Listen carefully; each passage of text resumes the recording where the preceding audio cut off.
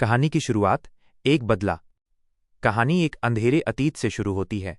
एक राज्य में एक बहुत बुरा और क्रूर विलेन खलनायक रहता था। उस विलेन ने एक छोटे लड़के को अगवा किया, उसे एक महल में कैद करके रखा और आखिरकार उसे मार डाला।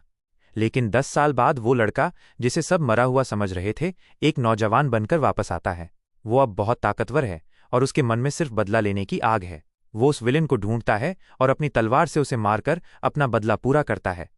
विलेन की बेटी और मौत का सामना। अपना बदला लेने के बाद वो नौजवान उसी विलेन की बेटी लीला, गुलाबी बालों वाली लड़की के कमरे में पहुंचता है। उसके कपड़े और तलवार खून से सने हुए हैं। लीला उसे देखकर समझ जाती है कि उसके पिता की मौत हो चुकी है और अब उसकी बारी है। लड़के की आंखों में कोई रहम नहीं था। वो अपनी खून से सनी तलवार लीला की गर्दन पर रख देता है।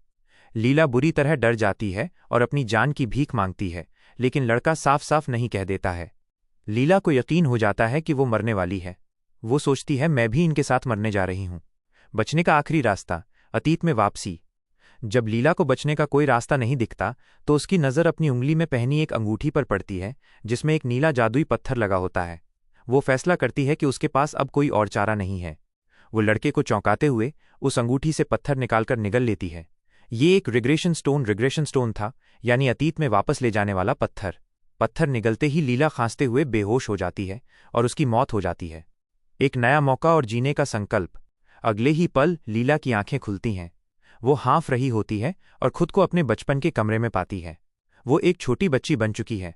उसे एहसास होता है कि वो सच में अतीत में वापस आ गई है। ये देखकर वो रोने लगती है, लेकिन इस बार वो ठान लेती है कि वो दोबारा नहीं मरेगी। वो चिल्लाकर कहती है, सिर्फ इसलिए कि मैं विलेन की बेटी हूं, मैं फिर से नहीं मरूंगी। मैं इस जीवन में 90 साल तक जीऊंगी। उसे याद आता है कि अतीत में वापस आने के बाद उसने अपनी किस्मत बदलने और घर से भागने की बहुत कोशिशें की थीं, लेकिन हर बार वो असफल रही। एक रहस्यमयी अंत। चैप्टर के अंत में एक भावुक और रहस्यमयी दृश्य दिखाया जाता है, जो शायद लीला की पहली जिंदगी के आखिरी पलों का है। इसमें वही लड़का जो उसे मारने आया था, लीला को अपनी बाहों में पकड़े हुए रो रहा है और कह रहा है, मत मरो लीला, प्लीज। मैं आज जो कुछ भी हूं सिर्फ तुम्हारी वजह से हूं। ये आखिरी दृश्य एक बड़ा सवाल खड़ा करता है कि उन दोनों का रिश्ता सिर्फ एक हत्यारे और शिकार का नहीं था, बल्कि इससे कहीं ज्यादा गहरा और जटिल था।